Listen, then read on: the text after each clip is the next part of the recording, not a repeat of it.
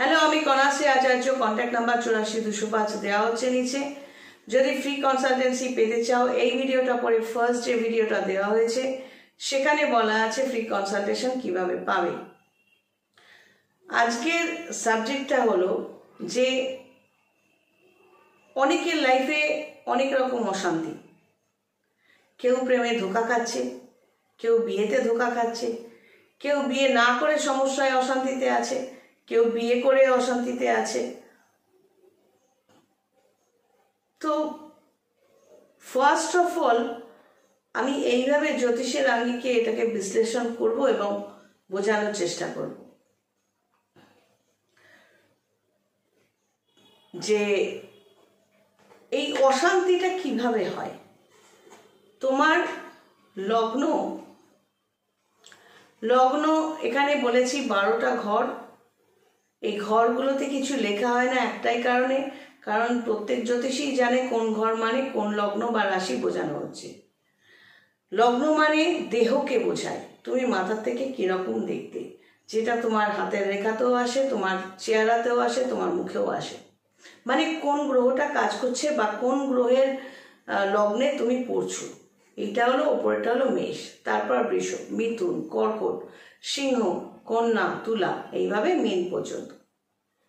এবার এই একই ঘরে যদি চন্দ্র থাকে তখন রাশি বলা হচ্ছে। তোমার কিন্তু মেষ লগ্ন এবং মেষ রাশি দুটোই হতে পারে একই সাথে।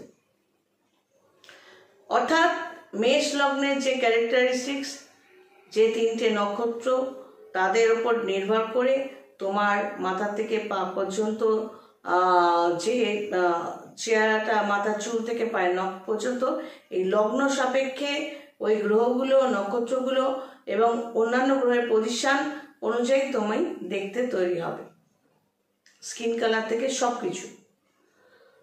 এবার রাশিটা যদি চন্দ্রটাও মেশে থাকে এবং চন্দ্র সাপেক্ষে অন্যান্য গ্রহ নক্ষত্রের পজিশনগুলো তোমার মন মানসিকতা তৈরি করবে। এবার চন্দ্র সাপেক্ষে যদি 5th হাউস, পঞ্চম ঘর যদি অ্যাফ্লিক্টেড থাকে, মানে নেগেটিভ গ্রহ দ্বারা দৃষ্ট হয় বা নেগেটিভ গ্রহ তাতে থাকে, নিজেই অবস্থান করছে এমন যদি হয়, ধরো 5th হাউসে রাহু বা লগ্ন এবং রাশিতেই রাহু, তো ডেফিনেটলি সেই মানুষগুলোর মধ্যে ভালো তো কিছু আশা করা যায় না। এবার ধরে নিলাম ভালো গ্রহ আছে, এবার সে বলছে আমার বাড়িতে অশান্তি। ডেফিনেটলি লগ্ন বা রাশি সাপেক্ষে তার যে 4th হাউস, সেখানে খারাপ গ্রহের প্রভাব দেখা যাবে। 3rd হাউস হলে খারাপ গ্রহের প্রভাব দেখা গেলে তার পরিবেশ ভাব নিয়ে অশান্তি। 7th হাউসে যদি খারাপ গ্রহের অস্তিত্ব থাকে বা অ্যাসপেক্ট মানে ওই গ্রহগুলো দেখছে, এটা যদি হয় তাহলে তার প্রেম, বিয়ে এগুলো নিয়ে সমস্যা হবে। 8ম ভাব, 6ষ্ঠ ভাব, দ্বাদশ ভাবে যদি থাকে অচেনা রোগরাগী হবে। এবং রাহু যদি দ্বাদশ ভাব দৃষ্ট হয় বা লগ্নে থাকে, সে পলিগামী হয়। মেয়ে হলে বহু ছেলের সাথে শারীরিক সান্নিধ্য করতে চাইবে, শারীরিক সংস্পর্শে আসবে। ছেলে হলে বহু মেয়ে বা মহিলার সাথে করবে। বৃহস্পতি খারাপ থাকলে বয়সে বড় কোনো ছেলে তার বয়সে বড় কারোর সাথে সম্পর্ক পাতানোর চেষ্টায় থাকবে। মানে নোংরামিগুলো বেসিক্যালি আসে বৃহস্পতি নেগেটিভ হলে। এবার শুক্র নেগেটিভ হলে সেই নোংরামিটা বিছানা পর্যন্ত চলে যায়।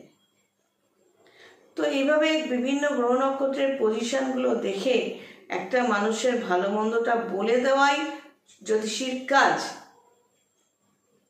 জ্যোতিষী ওইটুকুই করতে পারবে। এবার সেই জ্যোতিষী যদি নিজে তান্ত্রিক হয় তাহলে সে গাইড করতে পারবে।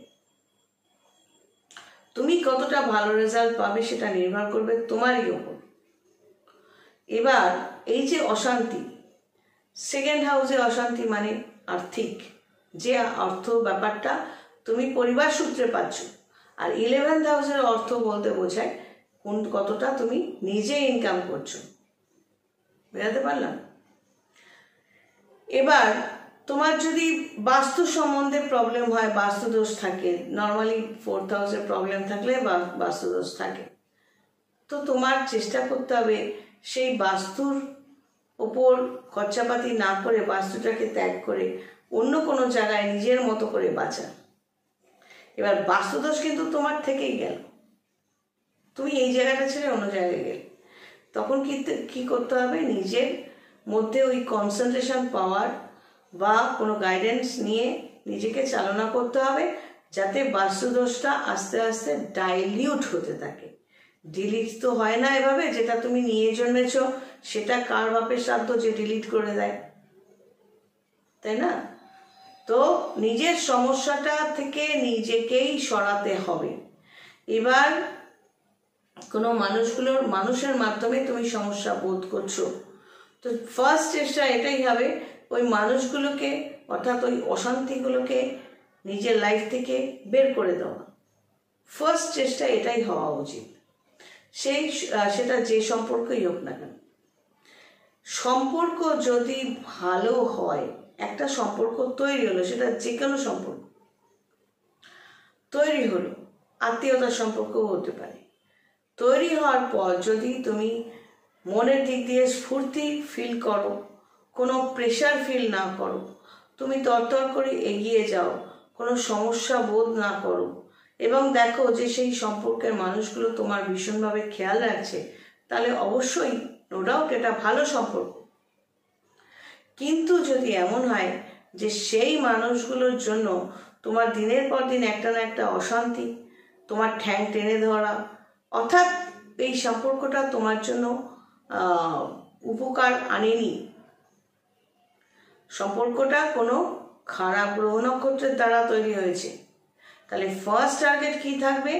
এই সম্পর্কটা থেকে নিজেকে মুক্ত করা।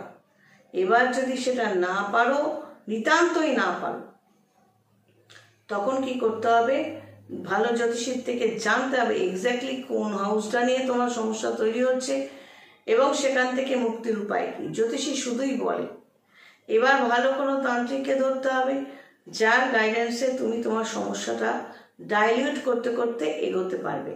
সম্পর্ক যদি খারাপ হয়, তাহলে তো তোমাকে মাটিতে বসে যেতে হবে, তাই না? তো কি চাইছো, তোমাকেই ডিসিশন নিতে হবে। তুমি তোমার লাইফে কি চাইছো? এটাও করব ওটাও করব এভাবে হয় না। সম্পর্কও রেখে যাব অথচ আমার উন্নতিও চাইব না, তাহলে সম্পর্কটাকে হাতের মুঠোয় আনার চেষ্টা করতে হবে। এবার ধুম করে বলে বসো না আমাকে ফোন করে, আচ্ছা বশীকরণ করে দিন না, কত খরচ, স্টেপ ব্লক করে দেবো। তারপর তোমার একটাই রাস্তা থাকবে, ফোন করে গালাগালি দেওয়া, দেবে। আমার তো কিছু যায় আসে না, তোমাকে ফোন করে গালাগালি কষ্ট করে দিতে হবে। যাই হোক, এইভাবে যখনই লাইফে অশান্তি আসে, অশান্তি থেকে নিজেকে সরানোর চেষ্টা করতে হবে। কোনো না কোনো কর্মফলে অশান্তি তৈরি হচ্ছে, তোমাকেই ডিসিশন নিতে হবে, তুমি সেটার মধ্যেই থাকবে না সেটার থেকে বেরোবে, কি চাইছো। মধ্যে থাকলে তো নিজে তলিয়ে যাবে, তাহলে তখন ইনস্ট্যান্ট তোমার জ্যোতিষী তান্ত্রিক তো লাগবে। তো এই অশান্তি রিমুভ করার জন্য এই কথাগুলো বললাম। সবাই ভালো থেকো, God bless and take care.